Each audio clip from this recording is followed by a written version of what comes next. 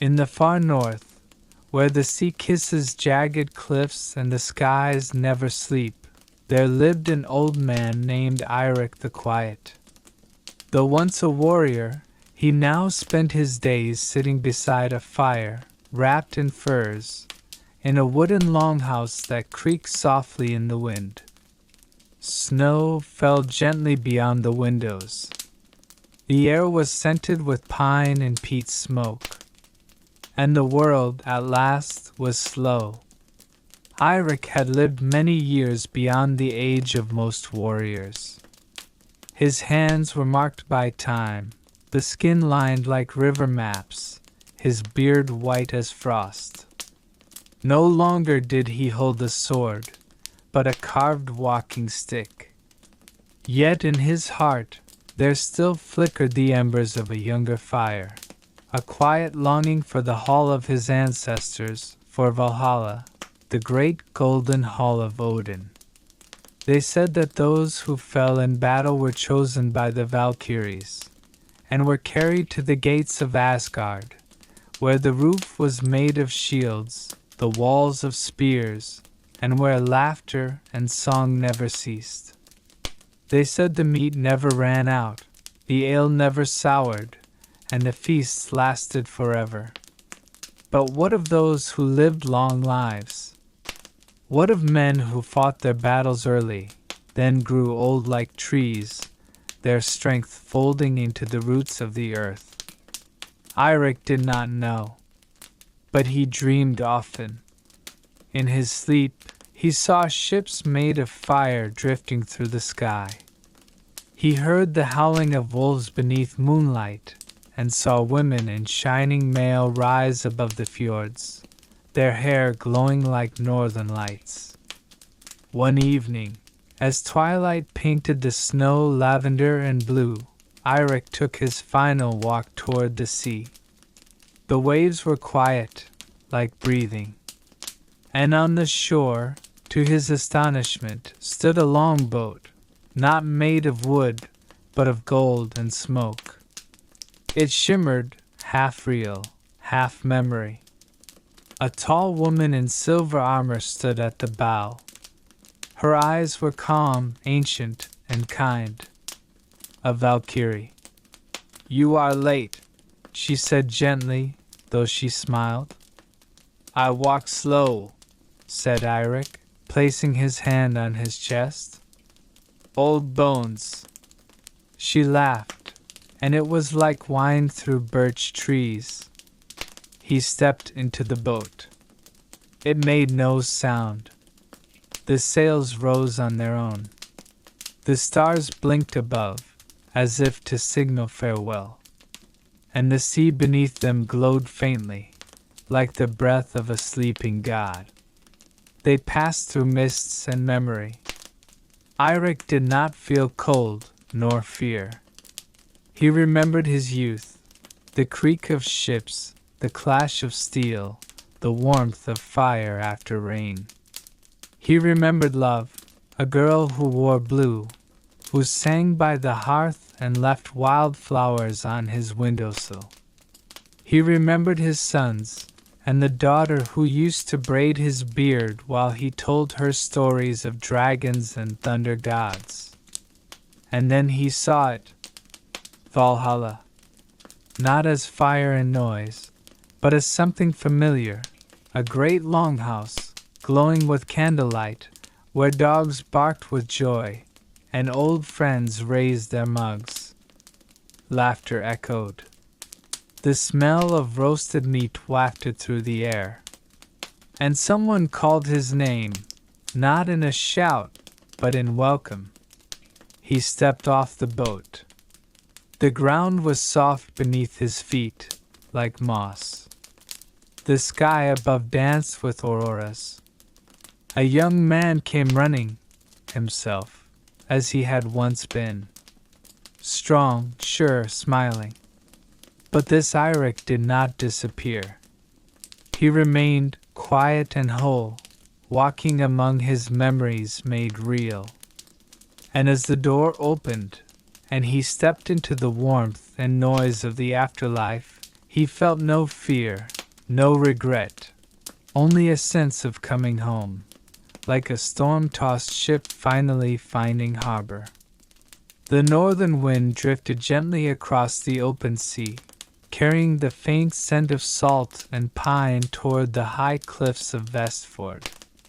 Beneath the cliffs, nestled between folds of ancient stone and wild thickets, was a village that the sagas rarely mentioned, not for lack of worth, but for the quiet nature of its people. Leif awoke before dawn, as he always did. The hut still smelled faintly of smoked fish and the tallow from last night's lantern. He sat at the edge of his straw bed, rubbing his eyes slowly, listening to the wooden beams creak softly with the changing temperature. He was not a warrior like his father, nor a shipbuilder like his uncle. He was a boat mender, a quiet trade that required patient hands and a good memory. Most days were spent kneeling in the old boathouse near the harbor, tracing lines in driftwood, matching planks like puzzle pieces from long-forgotten trees. It wasn't glorious, but Leif liked the rhythm. This morning, however, he took a different path, uphill, toward the meadows. Not for any particular reason. Just a feeling that perhaps today, the sea could wait. The grass was still wet with dew, brushing cold against his boots. Birds called softly in the sparse trees. And higher still, he reached the ridge overlooking the village and the endless fjord beyond it.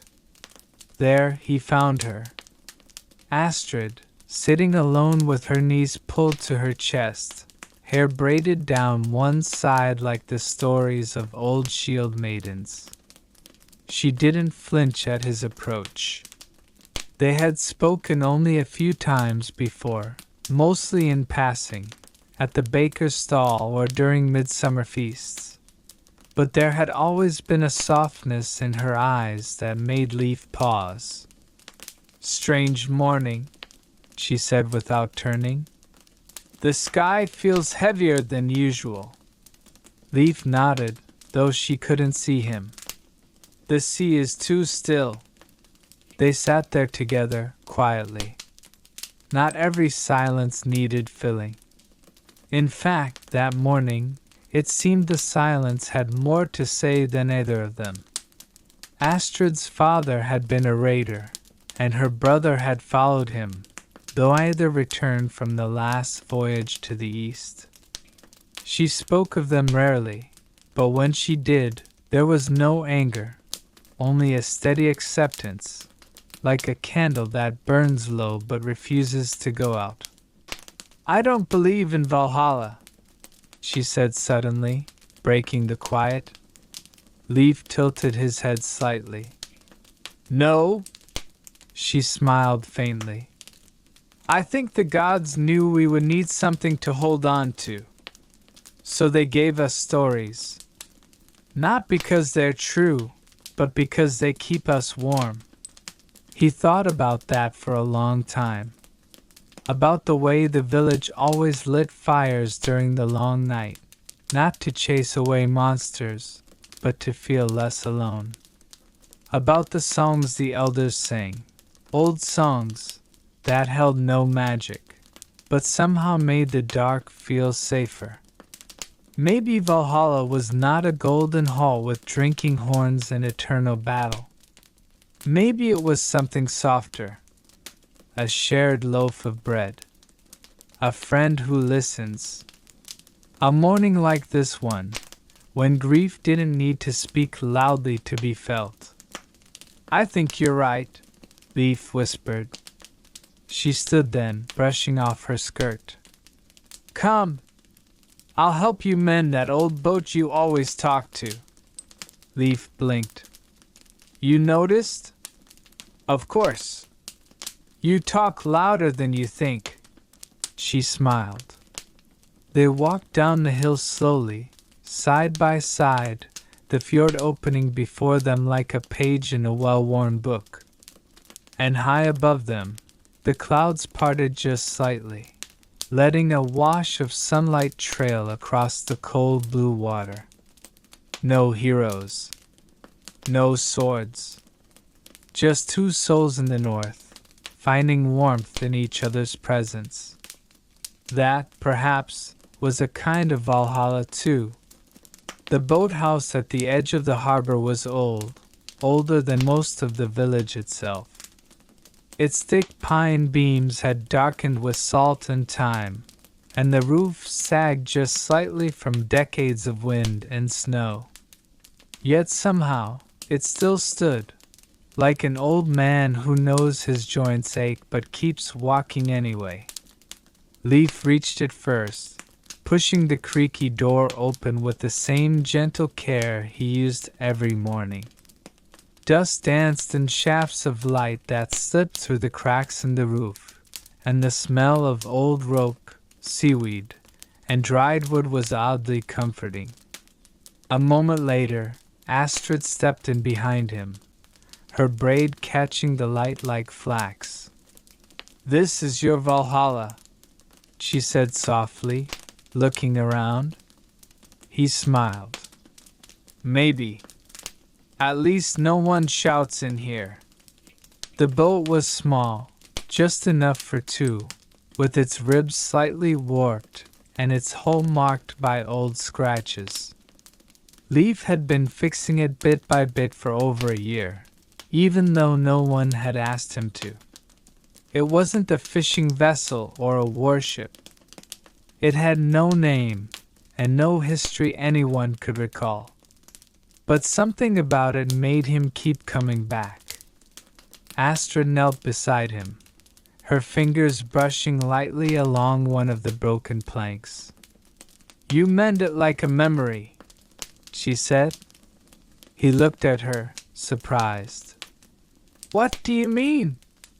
She shrugged, a little smile tugging at her lips.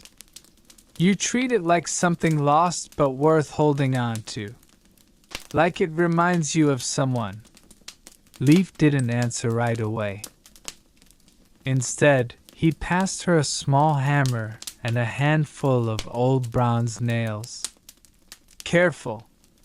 She doesn't like to be rushed." They worked together for hours, not speaking much, just the rhythm of wood and tool, the occasional crackle of the fire and the small hearth he kept at the corner of the room. Outside, gulls circled the harbor, and the smell of fresh cod wafted from somewhere farther up the hill. At some point, Astrid leaned back and stretched her arms over her head. "Why do you stay here, Leif? Why not sail like the others?" He paused, one hand resting on the boat's frame. "Because not everyone belongs to the wind. Some of us belong to the quiet." She looked at him a long moment, then nodded. "My mother used to say the gods listen more closely when we speak softly." That night, after the fire had dimmed and the last plank had been nailed in place, they stepped outside and sat on the old bench facing the sea. The sky above the fjord glowed with the colors of dusk, gold slipping into lavender, then into the deep blue of evening. Astrid rested her head lightly against Leif's shoulder. "Tell me something," she whispered. "What?" "Anything." He thought for a moment, then said, "I think the boat is ready." She smiled, closing her eyes. "Then let's sail it one day." "Where?" She opened one eye and looked up at him. "Nowhere in particular. Just far enough to feel the silence between the waves." The morning after the boat was finished, the sky hung low and heavy with mist, not stormy, just still. The kind of morning where sound doesn't carry far, and everything feels like a secret. Leif stood on the dock with the boat moored beside him, now fully mended and freshly oiled. Its hull gleamed softly in the light, not proud like a king's ship, but solid, like something that had earned its place in the world. Astrid arrived quietly, wrapped in a thick wool cloak, her boots damp from the grass.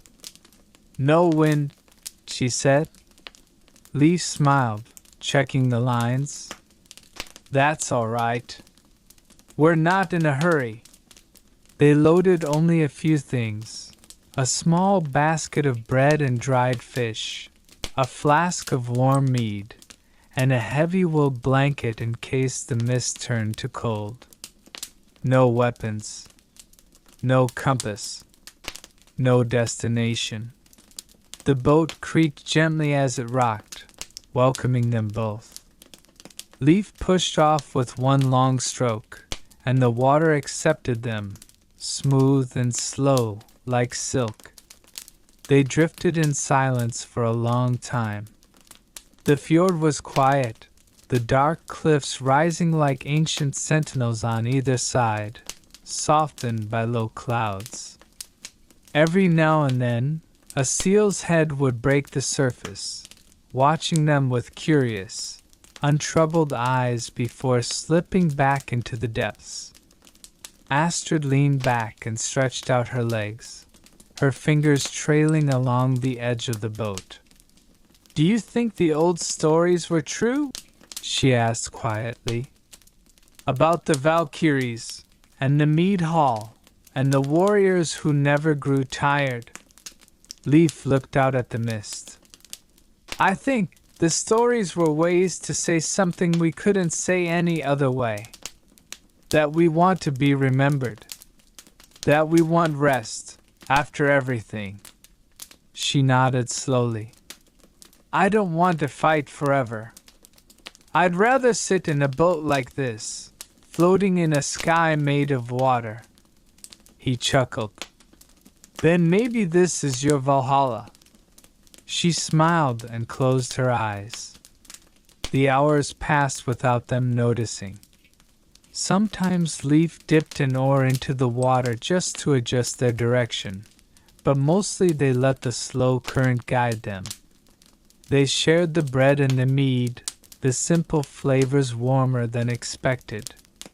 At one point, Astrid reached into the folds of her cloak and pulled out a small object wrapped in cloth. She handed it to Leaf. He opened it carefully, a carved pendant of birchwood, shaped like a small shield. In the center was a rune. "Algize," she said softly. "Protection." Leaf turned it over in his hand, touched by the gesture. "For me?" "For us," she corrected. By afternoon, the mist began to lift. Sunlight filtered through in strands, painting the cliffs gold and green. In the distance, the sound of a waterfall joined the hush of the sea. They turned the boat slowly, heading back. Not because they had to, but because they wanted to. When they reached the dock, the village was just as they'd left it, quiet and unchanged, with smoke rising from the chimney of the baker's hut and the faint sound of someone chopping wood. Leaf tied the boat with practiced ease, then turned to Astrid. "Same time tomorrow?" he asked. She nodded. "But next time, we bring honey cakes." The next morning, the sky had cleared. No mist, no clouds, just soft northern light brushing the rooftops and making the sea sparkle like frost. The air was still cold, but it held the promise of warmth, the kind that made you slow your steps and breathe deeply. Leaf walked through the village with the rhythm of someone who had no particular hurry. Children were chasing chickens in the square. Someone was tuning a lyre from the open door of the weaver's hut. He waved to the baker's wife, who was kneading dough with flour on her cheeks. When he reached the dock, Astrid was already there. She stood barefoot on the edge of the wooden planks, letting her toes dip into the icy water. Her cloak was folded beside her, and her braid was undone, windblown and free. "I brought honey cakes," she said, holding up a cloth bundle. Leif grinned. "Then we're truly blessed." They set off with the same quiet comfort as before. The boat knew them now. It seemed to sway just right beneath their weight, as if it too looked forward to these little journeys. This time, they rowed a little further. Not far, just around a bend they hadn't passed yesterday.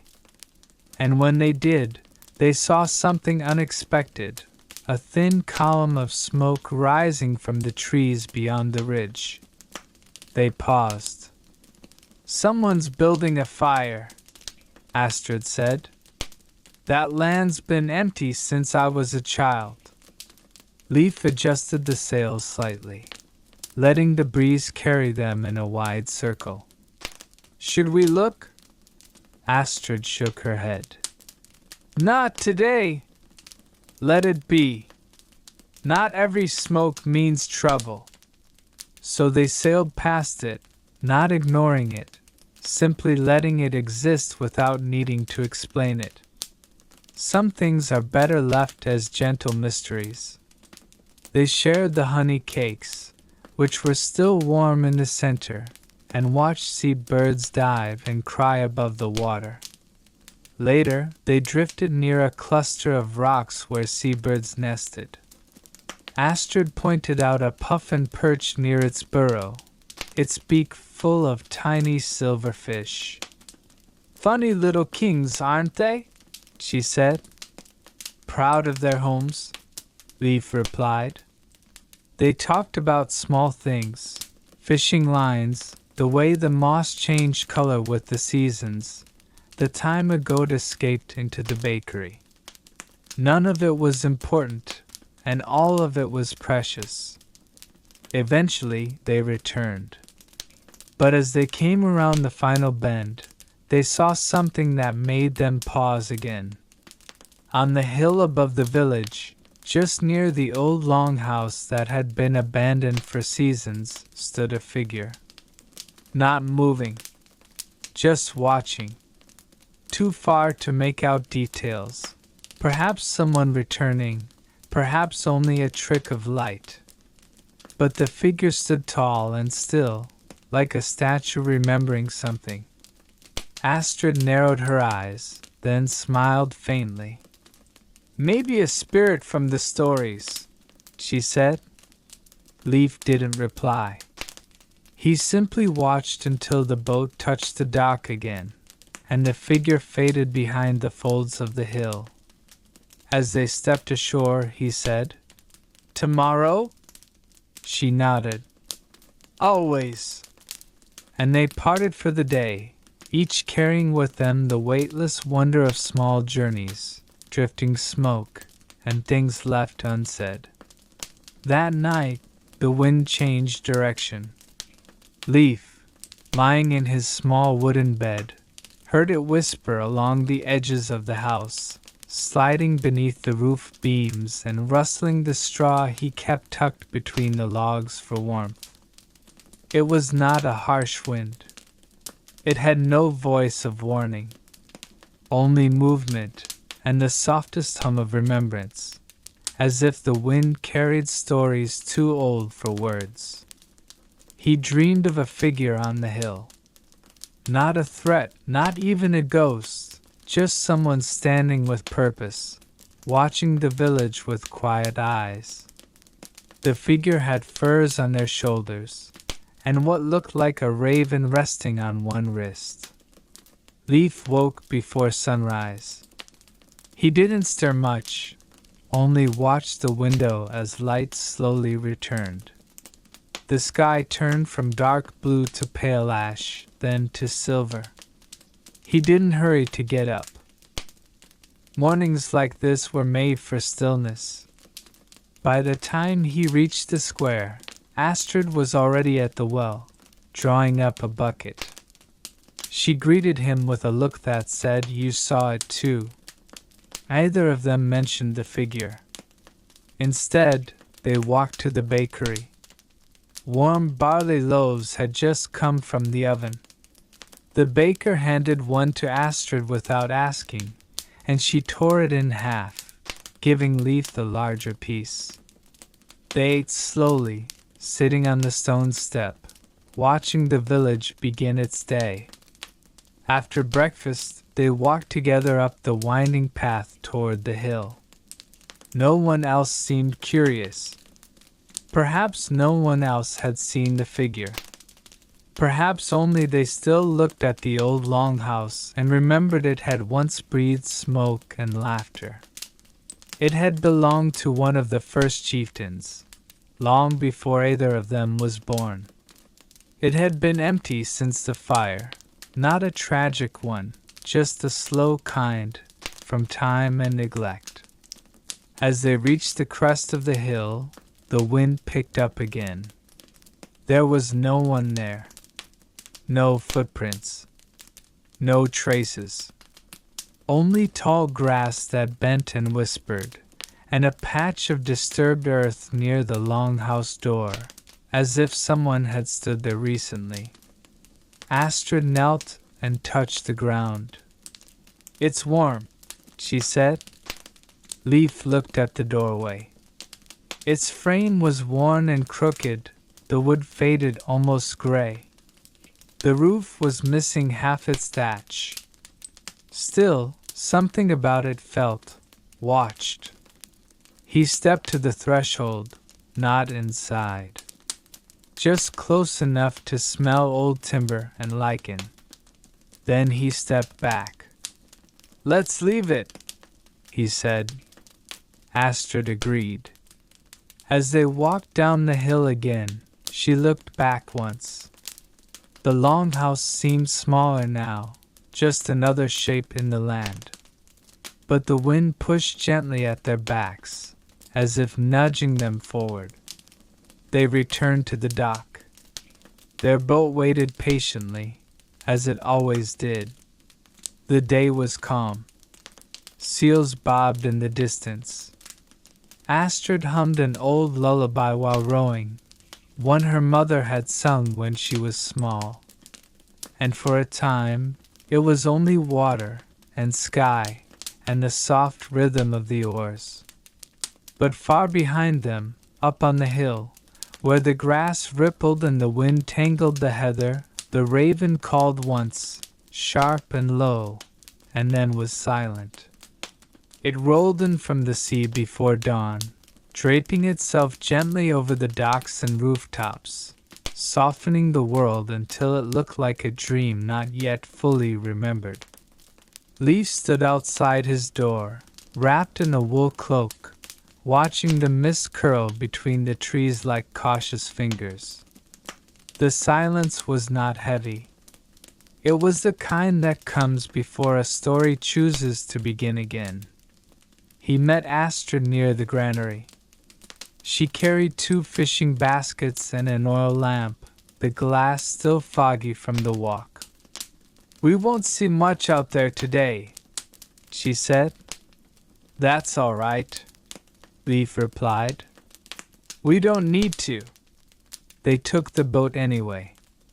Not to fish. Not to search. Just to drift. The sea was still, a vast mirror that swallowed their reflections, making them part of the sky above. No one spoke. Not for a long time. But silence between them was never empty. It was like an old melody hummed by memory, something their grandmothers once knew. Astrid traced her finger along the edge of the boat, where salt had crystallized in tiny white flecks. "Do you believe in what comes after?" she asked softly. Leif looked at her. "You mean Valhalla?" She shook her head. "No. Not the halls. I mean, after everything. After words. After breath. Leaf thought for a moment. The boat rocked gently beneath them, a rhythm older than any prayer. I think, he said slowly, that some memories stay. Even after we forget? Even after that. They didn't speak again for a while. Back on shore, the mist had begun to lift. The village came back into focus slowly, rooftops first, then chimneys, then the dark shapes of neighbors going about their day. They stayed on the water until the sun broke through. Not warm, not cold, just a perfect balance of late morning. When they returned, a bundle had been left on the stone near Leaf's door. Wrapped in birch bark and tied with cord, it held a carved piece of driftwood. Not a gift. Not something new. It was a figure, smooth and rounded, of a raven. Wings folded, head turned slightly to the side. Leaf picked it up. Astrid ran her fingers over the carving's back. This was in my father's house, she whispered. He used to say the raven kept watch at night. They didn't ask who had left it. Some things are returned not by hands, but by the sea itself. That night, the mist didn't come. The stars returned. And in the quiet hours before dawn, Leaf dreamed again of the long house on the hill, the open door, and someone walking through it with steady, familiar steps. But this time, Leaf saw more than just the doorway. He stood on the crest of the hill, wind brushing past his ears like the breath of some unseen watcher. Below him, the fjord shimmered in moonlight, and behind him, the great door stood open, flickering with firelight, as if someone had only just stepped inside. He didn't move toward it. He waited, and after a long while, a figure appeared. Not a god, not a ghost, just a man, tall and broad-shouldered, with the posture of someone who had walked many roads. His face was hidden by shadow, but his hands were familiar, large, with a deep scar along the thumb of the right. Leaf woke before the man could speak. But the feeling lingered, a sense of something returning. When he stepped outside, the morning was cool and dry. The mist had vanished for good. In its place, the air felt clear, as if some veil had been lifted. Astrid met him near the old shrine by the spruce trees. She carried a small clay bowl and a bundle of dried herbs. "Do you want to come with me?" she asked. He didn't ask where. He just nodded. They walked past the grazing fields, over the rocky ridge where lichens grew in orange swirls, until they reached a hollow in the hill that most people passed without noticing. There, in the quiet, Astrid knelt and placed the herbs in the bowl, lighting them with a flint spark. The smoke rose slowly, curling around her fingers. "My grandmother called this the listening place," she said. "She said it remembers things better than we do." Leaf sat beside her. They didn't speak again for some time. The smoke wound upward like a thread, thin and soft, into the morning sky. "Do you think he's there?" Astrid asked, voice quiet. "I don't know," Leaf said honestly. "But I think he heard me."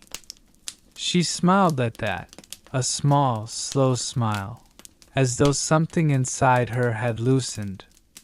They left the bowl there, letting the smoke rise until the wind took it. When they returned to the village, They found a new carving placed by the raven, a tiny boat, only the size of a thumb, with sails made of woven grass. Astrid looked at it for a long moment. "Someone's trying to tell us something," she murmured. Leif nodded. "But some messages didn't need decoding. Some things you simply felt in your chest, the weight of memory, the warmth of something not lost but quietly waiting." In the days that followed, Leif found himself rising earlier than usual, not because of some urgent task or restless dream, but because the mornings themselves felt different now. The air was a little sweeter. The light lingered longer across the grass. And the silence, that familiar, companionable silence of the fjord, felt less like an emptiness and more like a presence. One such morning, he walked the narrow path that curved behind the hill, not toward the raven's perch or the shrine, but toward the old weaver's hut that sat just beyond the cedar grove. Few visited her. She was neither young nor particularly talkative, but she had lived in the village longer than anyone. Her hands were stained with years of dye, and her back was bent like a bow. Her name was Ira, and she had the quiet patience of someone who had seen everything, and chosen to speak of very little. Leif greeted her quietly, and she looked up from her loom with eyes the color of morning fog. "You've come," she said simply, as if she had been waiting. "I don't know why," he admitted. She nodded. "That's the best reason." Without further words, she pulled out a stool and gestured for him to sit beside her. The loom before them held threads of every hue: mossy green, riverstone gray, twilight blue. The pattern was intricate and slow to emerge, but not rushed. "That one," she said, pointing to a deep burgundy thread, "is for longing. And this?" Leif asked, touching a strand of pale gold. "Hope." He smiled softly. "What are you weaving?" She didn't answer immediately. Her fingers moved with ease, slipping threads in and out like thoughts to a quiet mind. "A story," she finally said. "Not mine. Not entirely yours. Just ours. The kind that takes years to tell. The kind that isn't finished, even when the last thread is placed." Leif watched her hands, the way they moved without hurry or doubt. "I dreamed of my father again," he said, not expecting to say it. Ira didn't look at him, but her hands paused for the briefest moment. "He stood in the doorway," he added. "I didn't go to him. I waited. And then he came." She nodded slowly, weaving another thread. "The dead do not need us to chase them. Sometimes they wait until we are ready to listen. Sometimes they come back in pieces. A scent, a shadow, a sound you almost remember." Leif let those words settle inside him, like pebbles gently sinking in a pool. They sat that way for some time, two figures, old and young, by the open doorway of a quiet hut, with birds calling softly beyond the cedars. When Leif stood to leave, Ira pressed a folded scrap of cloth into his hand. It was small, no bigger than a handkerchief, woven with simple blues and soft gray edges. "For your pocket," she said, "to carry your stillness with you." He didn't need to ask what it meant. Some things, he was learning, didn't need explaining. Some things were just meant to be felt, like the weight of woven silence, or the quiet strength of being remembered. That night, the stars above the fjord seemed closer than usual, and Leif, lying beneath their hush, felt not alone, but woven into something larger than himself. The days turned slow again, as if time itself had curled up beside Leif to rest.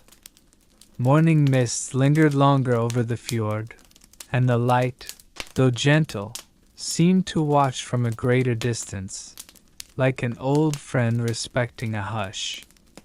Leif carried the little woven cloth in his pocket now, a habit that had grown natural, like carrying a stone from the beach or a smooth piece of driftwood. It didn't feel like much, and yet, when he touched it, something stilled inside him. On the 7th morning after his visit to Ira, the village bell rang twice, not for alarm, but as a call to remembrance. Leif looked up from where he had been collecting firewood. It had been years since the bell last sounded this way.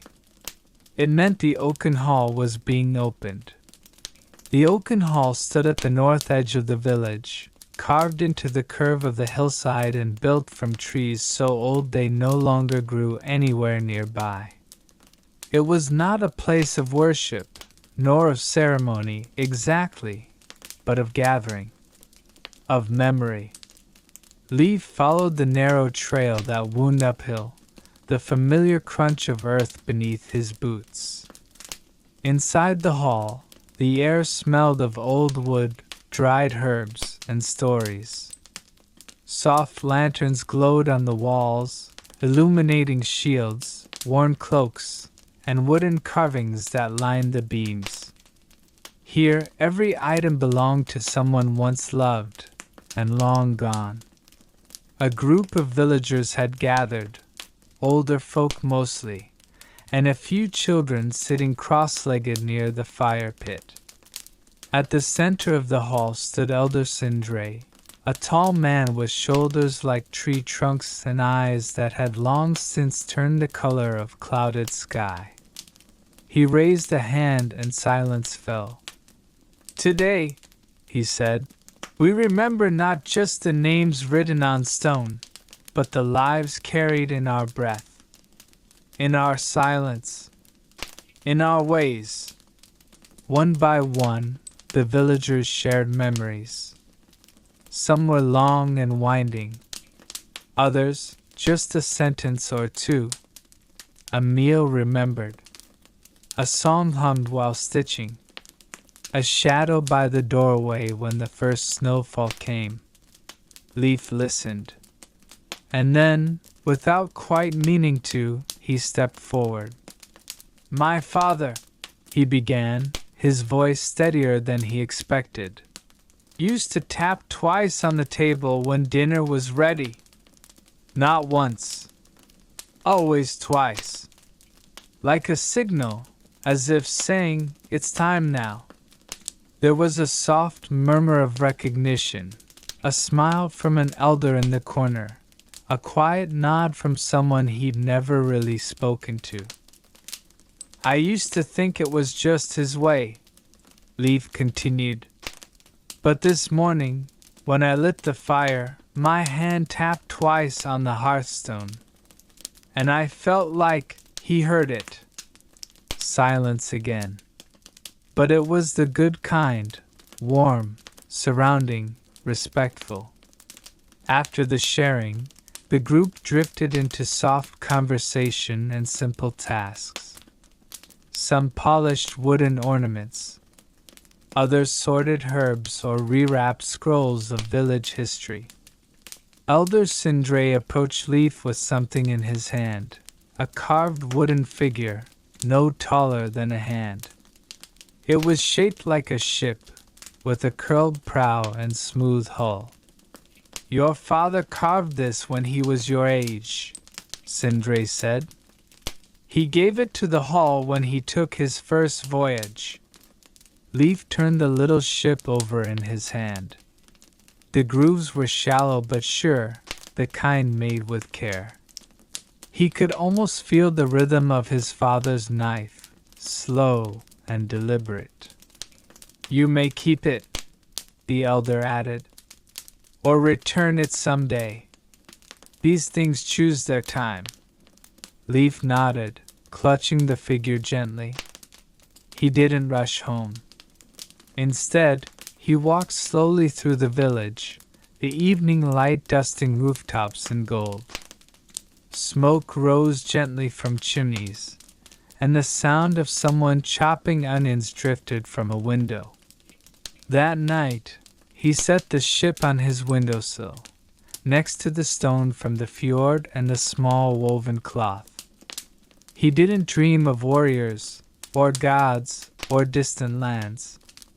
Instead, he dreamt of two hands, strong and careful, carving wood by lantern light. And somewhere, far off, a table was being tapped. Twice. Just enough to say, "It's time." The wind had changed by morning, softer now, and tinged with pine. Leaf awoke not with urgency, but with the gentle sense that something was waiting for him. Outside, the village stirred in its usual rhythm, but there was a peculiar brightness to the day, not in light, but in clarity. The kind that settles after a long question has found part of its answer. He placed the little wooden ship back in his coat pocket. It felt right to carry it today, and walked out of his cottage. The earth beneath his boots was still damp from a night rain. He paused at the gate, noticing something small, a single feather resting on the latch, silver and dark, tucked like a message. He picked it up carefully. On the way to the upper grove, where the fir trees grew tallest, he passed several villagers heading in the opposite direction. Children chasing each other with laughter, an old woman carrying eggs in a basket bound with blue thread, a carpenter humming a melody too old to name.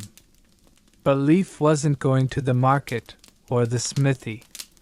He was following a feeling, one he couldn't quite explain, but which had the same quiet pull as the tide on his ankles. He reached the grove just as the sun filtered through the branches, casting soft beams of light between the trees like pillars of glass. The air smelled sweet here, of resin, moss, and something faintly like bread. And then he saw her. A woman, not young, not old, standing beside the largest fir tree, brushing pine needles from a long dark cloak. Her back was to him, but she turned as if hearing not footsteps but thought itself. She smiled. "You must be Leaf," she said. Her voice was even, not too soft, not too loud, but it held something ancient behind it, like stones worn smooth by a wind. "I am," he replied cautiously. "And you are?" "A traveler," she said. "But I once knew your father." Leaf's heart paused, not in fear, but in recognition. There was something in her stance, in the way she carried silence, that reminded him of the man he remembered not as hero, but as human. "He spoke of this place often," she continued, gesturing to the tree. "He carved his first compass beneath it." Leaf stepped closer. "You were shipmates?" "For a time," she said. "And friends always. He taught me how to tell the weather by the way sea foam clung to the rocks." She pulled something from her satchel, a small object wrapped in soft cloth. With care, she unwrapped it and held it out to him. It was a pendant, a tiny sun carved in bone, strung on worn leather. "He wore this when we crossed the northern channel," she said. It caught the light during storms. He said it reminded him that the sun was always behind the clouds, even when we couldn't see it. Leaf took the pendant, his fingers trembling just slightly. The weight was nothing, but the meaning immense. "I'd like you to have it," she said. He looked at her. "Why now?" She smiled again. "Because some stories are passed in words, and others in hands. And this one has waited long enough." They stood in silence, the kind that exists only when nothing more needs to be said. Finally, she turned to go, her cloak whispering against the ferns. "Will you stay in the village?" he asked. She paused. "Perhaps," she said, "if the wind asks me to." And then she was gone, not vanished, just distant, walking down a path only the trees knew. Leaf stood beneath the fir tree for a long time, the pendant in one hand, the wooden ship in the other. By dusk he had returned home, lit the hearth, and placed both tokens on his table. That night the dreams came not from the fjords or the past, but from a quiet, steady place within. He dreamt of a ship sailing through fog, and a sun behind the clouds, always there, even when unseen. It was nearing midsummer in the village by the sea, and everything carried a kind of glowing stillness. The gulls circled lazily above the harbor, the days lingered like guests reluctant to leave, and even the waves seemed to hush themselves into long, thoughtful sighs. Leaf had grown used to this slower rhythm, rising early, mending nets not because he had to, but because the small acts of repair calmed his hands and cleared his thoughts. He still walked to the grove some mornings, sat beneath the great fir, and let his mind drift. But one day, as he was returning home with a loaf of bread wrapped in linen, he found something unusual waiting on his doorstep. A letter. Not bound with string, not sealed with wax, simply folded and held closed with a small, flat stone. The paper was thick, rough-edged, and smelled faintly of salt. He turned it over. No name. No mark. No sender. Inside, the handwriting was tidy and slow, like someone unused to writing but determined to do it well. To the one who walks the same paths. "I do not know your name, but I have seen you. I come to the village each year during the quiet season. I saw you beneath the fir tree, the one with the broken branch shaped like a crescent. You were holding something. I think it was carved. You looked like you were listening to something I couldn't hear. I wonder if you know the story of the storm compass. If you don't, I can tell it. If you do, perhaps we can talk about what comes after the ending. I'll be near the lighthouse tomorrow, just before dusk. If the sky is clear, I'll bring tea. If not, I'll bring stories. No need to reply. I'll wait either way." Leaf read it 3 times before setting it down. There was no signature, just a delicate ink dot after the final line, like the smallest kind of promise. He didn't know whether to laugh or be cautious. It could be a prank, or an accident. But something in him stirred, not nerves, not curiosity. Recognition. As if he already knew the rhythm of the writer's mind, as if they had once stood beside each other at a harbor long ago without speaking. That evening, he went to the lighthouse. He didn't expect anything, not really. But as the sun dipped behind the clouds and painted the sea in copper light, he saw someone sitting on the low wall near the rocks. Wrapped in a gray shawl, a steaming mug in each hand. One was placed gently beside them, as if waiting. They didn't turn when they heard his steps. Instead, they said softly, "I hoped you'd come." And Leif sat down beside them, not with surprise or hesitation, but like returning to a place that had always been part of his map, even if unnamed. They spoke for hours, about compasses and stories, about fathers and fog, about the kind of silences that don't mean absence but trust. When the stars came out, they said goodbye with no promises, only understanding. And from then on, Leif began to carry not just the wooden ship and the pendant, but the possibility of something new. Something not ancient or mythical, but gentle and real. Something still righting itself. The next few weeks moved like a slow-turning wheel, one without urgency, yet filled with subtle changes. Leif kept meeting the stranger from the letter. Her name was Astrid, soft-spoken and steady-eyed, with a quiet way of noticing things no one else did. The way the wind shifted just before dusk, the change in pitch of the sea when rain approached, the scent of fennel blooming somewhere far away. They met without planning now.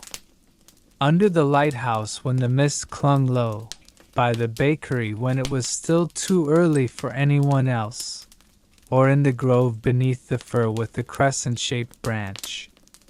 That tree had become their place, and one day, as they sat on the moss-covered roots with mugs of mint tea between them, Leif asked what had prompted her letter. Astrid hesitated, running her fingers along the edge of her scarf. "It wasn't the first one," she said finally. Leif tilted his head. "What do you mean?" "I've written you letters for 3 years," she admitted. "I just never left them behind. I thought maybe it was foolish." Leif was quiet for a moment, his thumb grazing the grain of his wooden pendant. "Not foolish," he said. "Just waiting for the right tide." Astrid smiled at that. Then she reached into the small leather satchel at her side and brought out a folded piece of paper, worn and creased. "This was the first one," she said. "I kept it. Would you like to hear it?" Leif nodded. She read it aloud, her voice barely above the wind. "To the man who walks like he's remembering something. I saw you look at the stars the way my father did before he left for the north. I don't know who you lost, but you carry it like he did, not as a burden, but as a sail. I don't want anything from you. I just want you to know I see it. And it's all right to be seen." Leif didn't speak for a long while.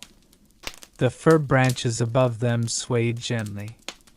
He remembered that night.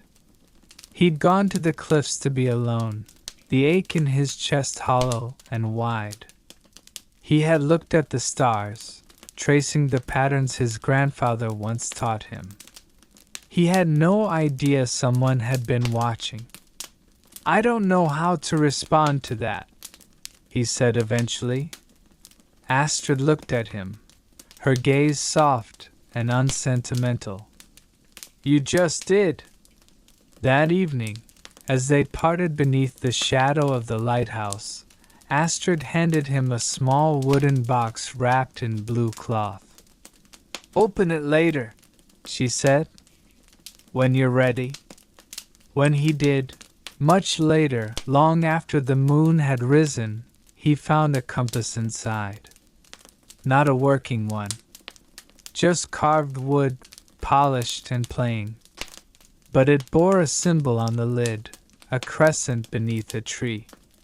And inside, nestled into the velvet lining, a folded slip of paper. Not all compasses point north. Some point to people, some to silence, and some to the places where both meet. Leaf placed it beside his father's pendant that night, not replacing, only joining.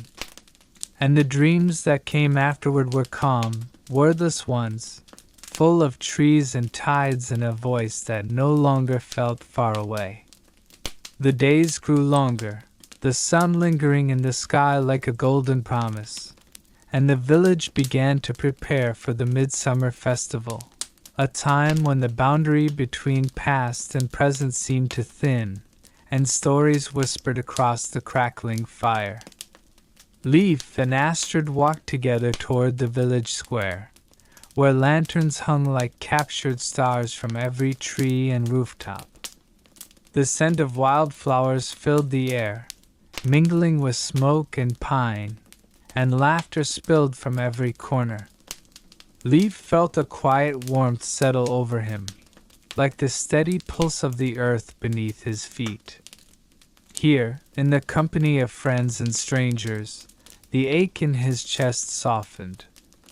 At the center of the gathering, an elder with a silver beard and twinkling eyes began to tell tales, stories of heroes and lost loves, of battles fought in shadow and honor earned in silence. Astrid squeezed Leaf's hand gently, and he turned to her with a small smile. For the first time in many years, the night did not feel empty. As the firelight danced across their faces, Leaf realized that perhaps the compass she gave him pointed not only to a place but to a new beginning, one woven from memories, hope, and the quiet strength found in shared stories. The stars above blinked awake, and the village breathed in the magic of midsummer, a night where even the most restless hearts could find peace. As dawn gently broke over the village, the soft hues of pink and gold washed across the sky. The air was still cool, carrying with it the subtle scent of dew-kissed grass and the distant murmur of the sea. Leaf woke slowly, the warmth of the previous night's fire still lingering in his bones. Outside, the world was quiet except for the whispering winds weaving through the trees, as if carrying secrets from faraway places. Leaf stepped outside, feeling the morning sun on his face and the gentle breeze brushing his hair. He walked toward the cliffs overlooking the fjord, where the waves below rolled rhythmically, meeting the rocks with timeless patience. Here, the wind sang songs older than memory, tales of brave warriors, of journeys that crossed oceans, and of a place called Valhalla where honored souls found rest. Leaf's thoughts drifted to his father, to the lessons shared beside similar cliffs long ago. He reached into his pocket and touched the compass, its cool metal grounding him in the present. The journey ahead was uncertain, but in this quiet moment he felt connected to the land, to his ancestors, and to the strength inside himself. Far below, a lone eagle soared, its wings cutting through the wind with grace and purpose. Leaf watched it disappear into the morning mist, and, with a deep breath, felt a stirring hope. The whispering winds promised more than just stories.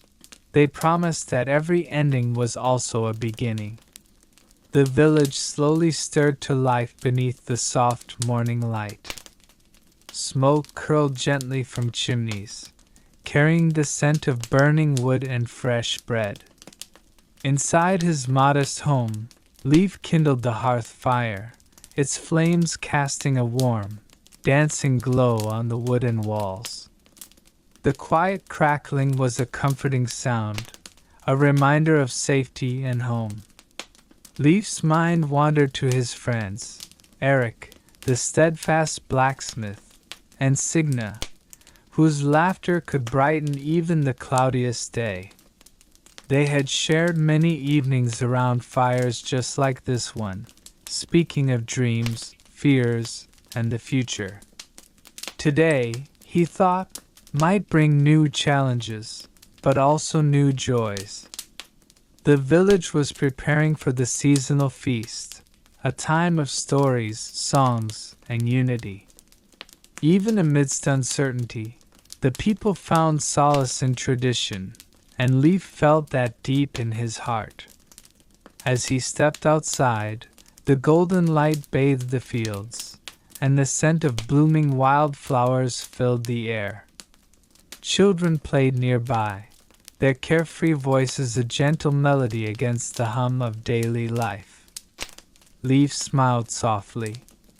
No matter where the winds of fate might carry him, moments like this grounded him, a simple reminder that life, with all its trials and wonders, was a gift to be cherished. As the day wore on, Leif found himself walking toward the fjord's edge. The water was calm, reflecting the soft hues of the late afternoon sky. Gentle waves lapped against the stones, creating a soothing rhythm. He sat on a smooth rock, letting the cool breeze brush against his face. Nearby, seabirds called softly, gliding just above the surface. It was moments like these, simple, peaceful, that reminded Leif of the world's quiet beauty. He thought of the stories his father once told him about the gods and heroes, and the grand halls of Valhalla. But here, in this serene solitude, the grandeur felt distant. What mattered most was the here and now, the steady heartbeat of the earth, the company of friends, and the promise of another day. Leif closed his eyes briefly, breathing in the salty air, feeling the weight of worries lift just a little. In the stillness, he found a small piece of peace. As evening approached, the soft glow of torches flickered around the longhouse. The air was filled with the comforting sense of roasting meat and burning wood. Inside, the men and women gathered close, sharing tales and laughter after a day of toil and adventure. Leif entered quietly, nodding greetings to the elders and friends alike. The warmth of the fire embraced him, and for a moment, all the worries of the outside world seemed far away. An elder named Bjorn began recounting a tale of a fierce battle, his voice low but vivid, painting images of bravery and honor. Leif listened intently, the familiar words weaving a sense of belonging and history around him. Beside him, his closest friends exchanged knowing smiles. Here, in this hall, surrounded by kin and tradition, Leif felt the strength of community, a bond that no storm or struggle could break. As the night deepened, the stories faded into a peaceful silence, broken only by the crackling fire and the distant call of an owl. Leif lay back on a bed of furs, feeling the steady rhythm of life around him, ready to rest and dream of what tomorrow might bring. The first light of dawn crept gently over the horizon, casting a pale gold glow upon the rugged landscape. Outside the longhouse, a soft mist clung to the ground, wrapping the village in a quiet embrace. Leif stirred from his rest, the warmth of the fire now replaced by the cool morning air. He stepped outside, feeling the dew beneath his feet and inhaling the crisp scent of pine and earth. The world was calm, peaceful, a fresh start. Nearby, the village was beginning to stir. Smoke rose from cooking fires, children's laughter echoed softly, and the steady rhythm of daily life resumed. Leif's heart felt light with hope and promise. He knew that the days ahead would bring challenges, but with the strength of his people and the wisdom of his ancestors, he was ready to face whatever came.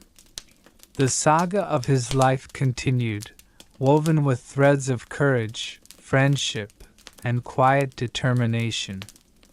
As the sun rose higher, bathing the land in warm light, Leif looked toward the horizon, a silent vow in his heart to live fully, honor his past, and embrace the future.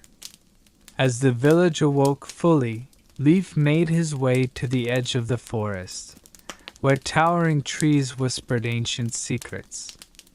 The air was filled with the gentle rustle of leaves and the distant call of birds greeting the morning. He paused by a small stream, its waters clear and cold as they meandered over smooth stones. Leif knelt down, cupping his hands to drink. The simple act connected him to the land in a way words could not. Around him, nature thrived with a quiet strength. The oak trees stood tall, their roots deep and unwavering. The animals moved with purpose and grace. In this stillness, Leif found a sense of calm and resilience that mirrored his own spirit. Returning to the village, he carried that calm with him, ready to face the day's work and whatever surprises it might bring. In the heart of Valhalla's chosen, it was often the quiet moments that held the greatest power. As the sun climbed higher, casting golden light across the village, a subtle tension settled in the air. The elders gathered near the longhouse, their voices low but serious. Rumors of distant raids had reached the settlement, whispers carried on the wind from travelers and traders. Leif listened carefully, sensing the weight of responsibility pressing upon his people. Though the days were peaceful now, the shadow of conflict loomed not far beyond the horizon. Still, there was no panic. Instead, the village prepared with steady hands and clear minds. Warriors sharpened their axes, women wove protective charms into cloth, and children learned the old songs that bound their community together. In this balance of calm and vigilance, life continued, a testament to the enduring spirit of the Vikings, strong and ready. Days passed quietly, each morning breaking with the gentle sounds of the sea and the soft rustling of leaves. Leif often sat by the shore, watching the waves, feeling the salt breeze brush against his skin.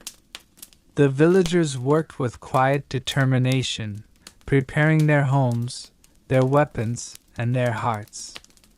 One evening, as the sky turned a deep orange, Leif's closest friend, Bjorn, approached him with a solemn expression.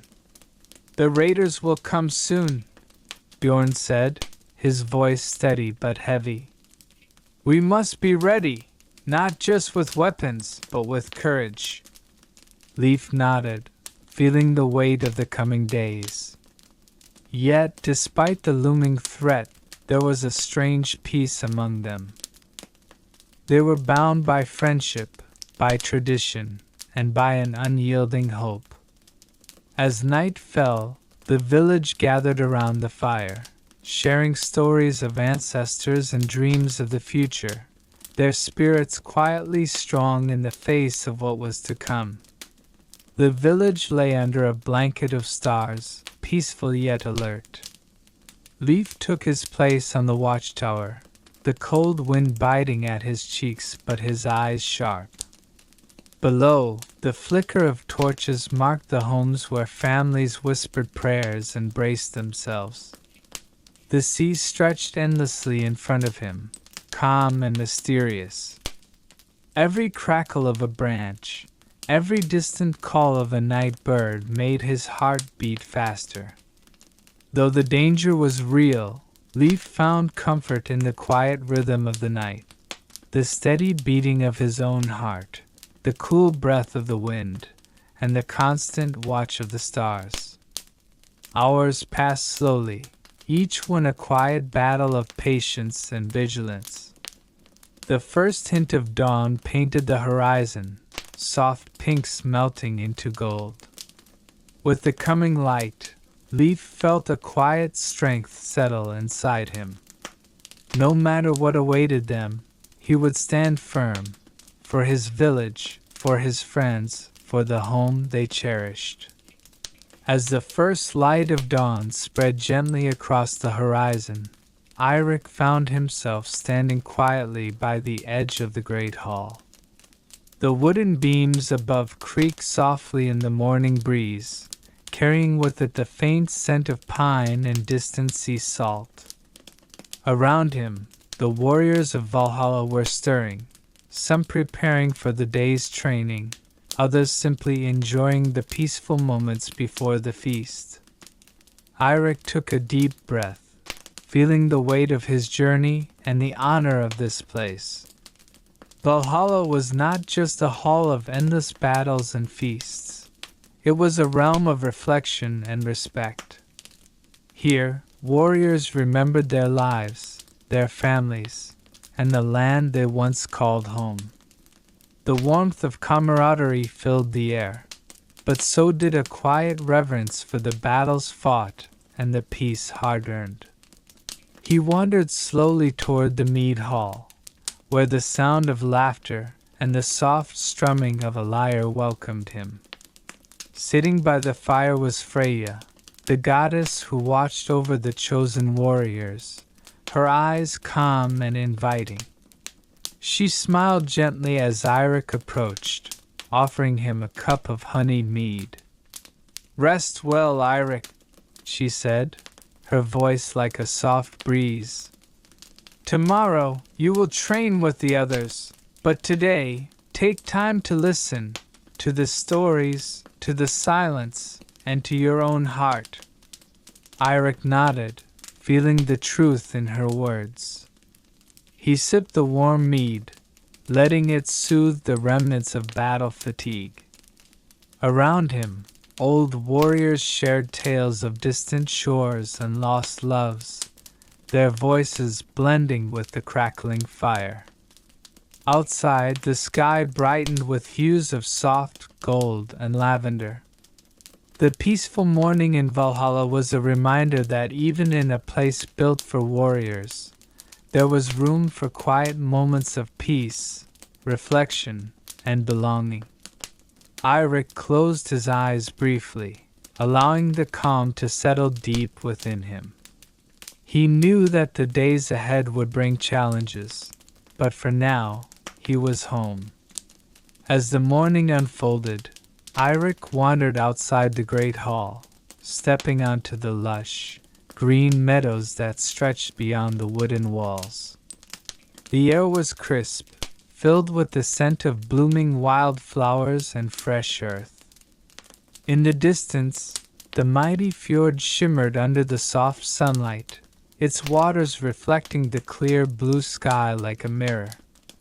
He walked slowly toward a cluster of ancient oak trees where some of the warriors gathered, sharing quiet conversations or practicing their crafts. Among them was Bjorn, a seasoned fighter with a calm demeanor, carving intricate runes into a piece of wood. "Good morning, Eirik," Bjorn greeted him with a nod. "The gods bless this day with peace. Have you found your rest?" Eirik smiled softly. "I have. The stillness here is unlike anything I have known. It reminds me of home, even though it is far from the lands I once roamed." Bjorn looked out toward the fjord thoughtfully. "Valhalla holds many things, strength, honor, and battles, but also moments like these. The chance to remember who we were, and to find peace within." Eirik sat down beside Bjorn. watching as the older warrior's hands moved skillfully, shaping the wood. The steady rhythm of the carving, combined with the soft murmur of the others nearby, created a comforting background. For a time, there was only the quiet sound of nature, the gentle rustling of leaves, the distant call of a raven, and the soft lapping of water against the shore. Eirik closed his eyes and breathed deeply, feeling the calm wash over him like a gentle wave. Here in Valhalla, amidst the tales of valor and the echo of past battles, he found a new kind of strength, the strength of peace, friendship, and belonging. As the sun climbed higher, Eirik knew that tomorrow would bring new challenges, but today was for rest. For moments shared with friends, for the quiet heartbeats between the storms of life. And with that thought, he smiled, ready to embrace whatever the future might hold. As the day grew warmer, Eirik rose from the soft grass and made his way to the long wooden table set near the hall's entrance. The other warriors and shield maidens were already gathered there, their laughter and voices weaving a gentle tapestry of companionship. The aroma of roasted meats, fresh bread, and sweet mead filled the air, inviting all to share in the simple feast. Among the crowd was Freya, a fierce but kind-hearted shield maiden, her hair braided with small beads that caught the light. She caught Eirik's eye and gave him a warm smile. "Come, sit with us," she said, patting the bench beside her. Eirik joined the group, grateful for the invitation. Around him were faces both new and familiar, brothers and sisters in arms who had walked through fire and battle, now resting in this eternal haven. As they ate and drank, stories flowed freely, tales of distant lands, clever victories, and moments of unexpected kindness in the heat of war. Freya shared a story of a fox that outwitted a hunting hound, making the group chuckle softly. Between stories, Eirik found himself feeling lighter, the weight of past sorrows lifting with every shared smile. The bonds forged here were not just of battle but of understanding and trust. After the meal, the group settled around a fire pit. The flames flickered gently, casting dancing shadows on the faces around them. Some strummed lyres or sang low, haunting melodies that spoke of home and longing, while others simply listened, content in the peaceful night. Eirik looked up at the stars, their silver light spilling over the fjord like a gentle blessing. In Valhalla, amidst the echo of legends, he discovered a new story, one of friendship, quiet joy, and the calm that follows the storm. He closed his eyes, feeling the steady heartbeat of the hall and the gentle presence of his comrades, ready to dream beneath the endless sky. The night in Valhalla was never dark in the way the world below knew darkness. Instead, it was a soft, silvery hush, like moonlight stretched across time itself. The great fire in the center of the gathering circle crackled gently, its flames neither hot nor harsh, but comforting, like the warmth of a memory you never wanted to let go of. Eirik sat quietly, the firelight reflecting in his eyes, casting flickers across his weathered face. Though his hands were calloused from years of sword and shield, tonight they were still, resting easily on his lap. Around him, the music had softened to a hum, a rhythm of plucked strings and low voices, the sound of warriors at peace. Freya leaned back against a wooden post, her voice carrying a soft lullaby in the old tongue, the kind sung to children on long winter nights. The others listened with closed eyes, some swaying gently, some with the faintest smile on their lips. Eirik's mind wandered, not with urgency, but with ease. He thought of the fjords of his youth, of frost-covered pine trees, of his mother's woven blankets, and the sound of oars dipping into still water. He remembered not battles or glory, but small things, the scent of pine sap, the worn leather of his father's belt, the quiet way the snow fell. And here, in this place of supposed endless feasting and fighting, he found instead a deeper comfort, one of stillness, of being known and safe. As the stars wheeled above them in their ancient paths, a cool breeze stirred the embers. Freya had finished singing. She turned to Eirik and asked softly, "Do you ever miss it? The world below?" He replied, voice low and thoughtful. "Sometimes, but not the way I thought I would. I miss the sound of rain, the weight of a blanket, the silence of early morning." She nodded. "Yes, the little things." They sat in silence for a while, and it was a good silence, one filled not with absence, but with presence, the kind that only comes when words have said all they need to. Eventually, the fire burned down to a slow, pulsing glow, and one by one, the warriors drifted away to their chambers in the great hall. Eirik rose and stretched, joints sighing like old wood, and followed Freya through the carved doorway, the warmth of Valhalla around them like a soft, eternal embrace. The night deepened into the kind of rest that has no end, only gentle unfolding, and the dreams of the fallen sang quietly in the air, a song of peace after all storms. The chambers of Valhalla were not made for splendor but for serenity. Eirik's room, though carved with ancient runes and symbols of protection, was simple, wooden walls smooth with age, a bed draped in thick wool, and a single window that opened to the endless northern sky. The air inside was cool and still, like the calm sea before a voyage. He lay down and closed his eyes, not because he was tired. Warriors in Valhalla did not tire the way the living did, but because rest here was a different thing altogether. It was not escape, but a return, a gentle settling into the self.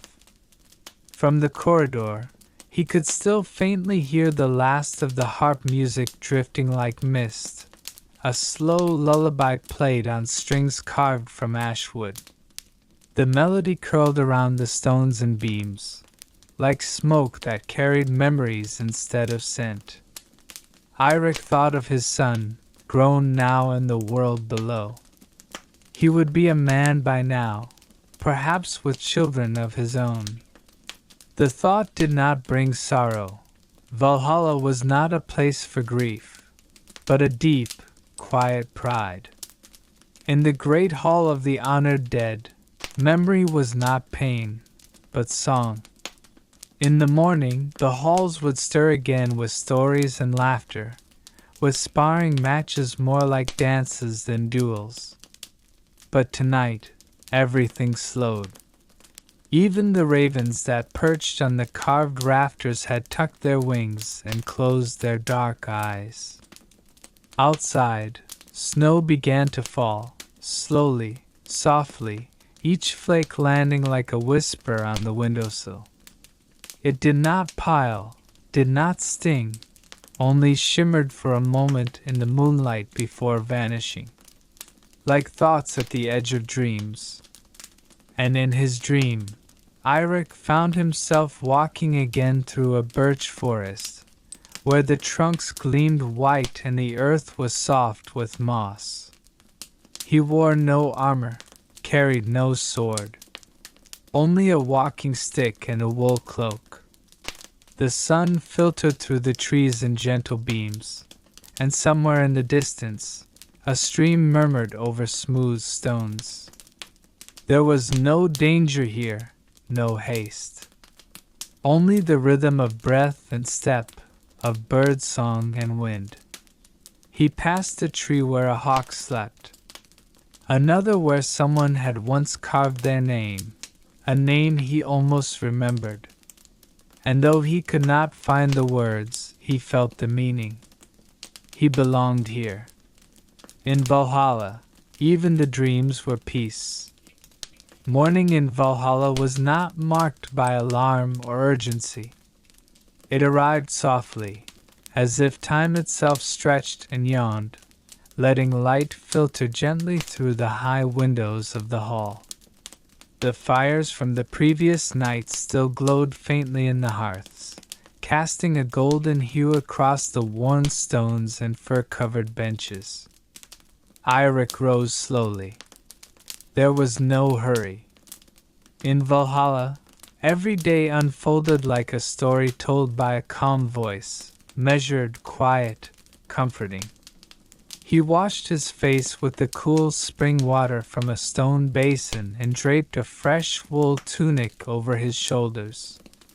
The fabric smelled of cedar and long winters. Outside his door, the corridor echoed with light footsteps, nothing urgent, just the sound of companions passing through a shared life. A familiar figure stood waiting at the end of the passage. It was Bjorn, his old friend, with whom he'd once shared a ship and 1,000 battles. Here in Valhalla, their brotherhood had never faded, it had only softened. "Come," Bjorn said with a quiet smile. "They've set breakfast under the oak again." They walked together through the inner courtyards, where the snow had melted into soft grass. Small birds hopped across the stone paths, unafraid, as if they too had always lived here. The world felt timeless, like the pause between two verses of an ancient song. Under a great oak, long tables had been laid with warm bread, bowls of honey, and thick cream. A gentle steam rose from mugs of herbal drink, calming and sweet. No one feasted with noise here. Conversations were quiet, thoughtful, stories told with care and the occasional chuckle. There were warriors with gray in their beards, shield maidens with braided hair and knowing eyes, young fighters who listened more than they spoke. Eirik sat down beside Bjorn, tearing a piece of bread and dipping it into the honey. A sparrow landed on the table near his hand, tilting its head as if curious about his morning thoughts. "I dreamed of the birch forest again," Eirik said, almost to himself. Bjorn nodded. "Dreams here have roots. They grow." And that was all that needed to be said. After the meal, some wandered to the training fields, not to prepare for war, but to practice movements like a kind of dance. Others returned to their rooms, to carve wood, or write runes, or simply sit in the sun with closed eyes. Valhalla was not restless. It was a place where peace had depth, where every small act was like the ripple on a still pond. Eirik chose to walk along the ridge path that curved behind the hall. From there, he could see the valley below, blanketed in soft mist. He sat on a smooth rock, warmed by the morning light, and felt the weight of stillness settle gently on his shoulders. Here, in the realm of fallen heroes, the greatest gift was not glory, but quiet. That night, as the soft hush of Valhalla cradled its resting souls, Eirik drifted into slumber without effort. There was no tossing, no turning, only a calm descent, like sinking into warm water or falling gently through clouds. And in this space between waking and dreaming, something shifted. He found himself standing at the edge of a wide fjord, the sky above a pale silver blue, as if dawn had paused mid-breath. The water was still, glass-like, and stretched far into the mist. Across the water stood a small wooden cottage, the roof thatched with straw, smoke curling from its chimney. It was a place he hadn't seen in centuries, and yet it came to him now as clearly as the touch of sun on skin. Barefoot, he stepped forward. The water didn't soak him. Instead, it supported him lightly, like frozen mist, allowing him to walk across without resistance. His reflection walked with him, older, more serene than the youth who once sailed these waters. At the door of the cottage stood a woman. Her hair was dark and braided in the style of long ago, and her hands were flour-dusted from baking. She looked up at him with surprise, then a gentle smile. "You're late," she said, teasing, "but not forgotten." Eirik felt his heart pause, not with pain, but with deep, resonant recognition. This was Liv. She had waited for him across time and memory. Here, in the quiet curve of a dream, she had returned. Inside the cottage, a small table was set. 2 wooden cups, steaming slightly. Warm bread lay wrapped in linen. The scent was overwhelming, earthy, sweet, full of home. He sat, and she poured him a drink. It tasted of honey and herbs. They spoke without urgency, their voices low, as if they were back in the days before war and sea-bound journeys. They spoke of little things, how the river had frozen one year so thick you could skate across it, how a cat once refused to leave the roof for 3 days, how she had planted rosemary by the window for luck. No battles, no glory, just the tiny threads of life, the ones most worth remembering. "You should not have waited," Eirik finally said, his voice rough with emotion. "I didn't," Liv replied, touching his hand. "I lived. But I always hoped this part of you would return." And as the dream began to fade, and the silver light brightened softly, Eirik felt not sadness, but fullness. He wasn't leaving something behind, he was carrying it forward. Back in Valhalla, the stars outside his window were beginning to dim with the coming of the eternal golden dawn. The herbs stirred slightly in the breeze. He opened his eyes slowly, a peaceful breath filling his chest. Outside, warriors began to rise, stretching like mountains waking from sleep. There was no hurry here. No one rushed.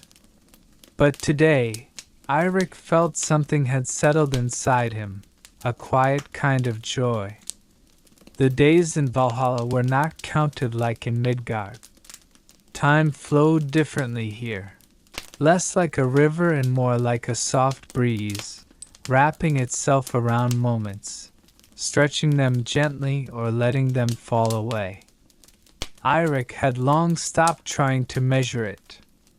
He simply lived each moment as it came, like a ripple in still water. On the morning after his dream of Liv, Eirik walked to the edge of the great meadow behind the halls, where wildflowers grew in untamed abundance. The air smelled of heather, and somewhere nearby, he could hear a flute playing, low, meandering, uncertain. He followed the sound and found a young warrior seated on a stone, hunched over a hand-carved flute. His tunic was too loose, his boots too new. His hair still curled in the way of the very young. Eirik sat beside him quietly. The boy gave him a glance and tried to keep playing, but a shrill note broke through, and he sighed. "I don't know why I even try," the boy muttered. "I was never good at music. Not even in life." Eirik looked at the flute. "Did you make it yourself?" The boy nodded. "From ashwood. Found it near the stream." Eirik smiled faintly. "Then it already carries your breath and your patience. That's a good start." They sat in silence for a time. Then, gently, Eirik lifted his hand. "May I?" The boy passed him the flute, and Eirik turned it in his hands with a craftsman's care. He had once carved runes for his jarl, he remembered. He had shaped wood into something that could carry meaning, sound, or protection, or memory. He pressed the flute to his lips and blew a single note, clear, steady, simple. The boy's eyes widened. "Music," Eirik said, "is not about skill. It's about listening. Listening to yourself, to the wood, to the world." The boy nodded slowly, then took the flute back and tried again. The note was still rough, but less strained, more honest. They met again the next day, and the day after that. Sometimes the boy brought a new carving. Sometimes they didn't play at all. They just sat and watched the sky change color. Eirik told stories, not of glory or axes or fire, but of rivers, lost dogs, burnt porridge, and late summers. Stories that made the boy laugh quietly. Soon others joined them. An old shield maiden who embroidered without pattern. A tall man with a voice like a bell who had never sung in life. They came with offerings, herbs, feathers, songs, silence. It wasn't long before the place near the meadow became known as Eirik's Hollow, not because he claimed it, but because he welcomed it. It became a place of small beauty, stones stacked in quiet balance, sticks shaped into runes, flowers braided into forgotten songs. And sometimes, at night, Eirik would dream again of the cottage by the fjord. Liv would be there, always, and together they would walk through the memory of a life fully lived. Valhalla, once thought to be only the hall of battle and feasting, became to him something else, a garden of memory, a haven of rest. Not the end of a story, but the quiet, eternal middle of one. Winter in Valhalla did not bring hardship as it had in Midgard. Snow fell gently, like down from the wings of unseen swans, and the cold was never cruel. It quieted things, softened the edges. Even the great halls, usually filled with clamor and laughter, took on a hush during these months, as if honoring the stillness. In Eirik's Hollow, the trees wore coats of frost, their branches etched in silver. The stream had slowed but not frozen, its waters whispered secrets under a crust of thin ice. One evening, as twilight brushed the sky with strokes of pale lavender and gold, Eirik lit a fire in the center of the clearing. The others gathered slowly, no summons, no reason. Just a shared understanding that it was a night for company. The boy with the flute, now older in spirit if not in face, sat close to the flames, tuning his carved instrument with a seriousness that made the others smile. The old shield maiden brought warm mead in cups made from polished horn. Someone brought bread, someone else a woven blanket, and together they made a circle that felt more like a memory than a gathering. Eirik held in his hands a small wooden box he had carved that week. Its lid was smooth, its corners sanded until round. He passed it around wordlessly, and each person placed something inside: a feather, a carved bead, a strand of golden hair, a pine cone no bigger than a thimble. "What are we making?" the boy asked. "A quiet," Eirik said. "For keeping." The boy didn't ask further. That night, no one told stories of battles. They spoke of quiet moments they missed: the feel of wool drying by a fire, the sound of wind over water, the hush after the last snowfall. Eirik shared something he'd never told anyone: how he once cried as a child because he stepped on a frog. How his mother, instead of scolding him, dug a tiny grave beneath the birch tree and told him, "Every soul matters." Someone else confessed to being afraid, not of dying, but of being forgotten. "We only vanish," Eirik said softly, "when we forget to remember each other." The fire crackled on. The mead warmed their hands. And one by one they fell into a comfortable silence, like waves folding into the shore. Above them, the stars shimmered, unrushed, unbothered, as eternal as the hollow, as eternal as the soft stories passed from hand to hand like bread. And when Eirik finally closed his eyes that night, leaning against the trunk of the old ash tree, he dreamed not of swords or snow or songs, but of the wind through his mother's hair, and the peace of being truly known.